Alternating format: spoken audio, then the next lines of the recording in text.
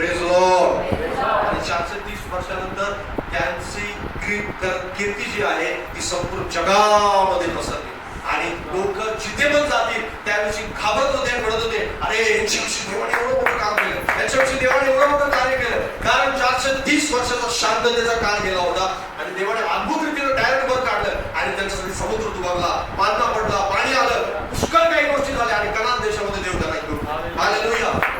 माझ्या जीवनाचा देव शांत आहे याचं कारण आहे मला समजत आहे ते आणि त्यामुळे मी देवाचा जास्त गौरव करतो. हालेलुया. याच वेळेस असं वाटतं आपल्याला की शांत आहे, देव प्रार्थना ऐकत नाही, प्रार्थना ऐकत नाही, का होतंय काय होतंय असं.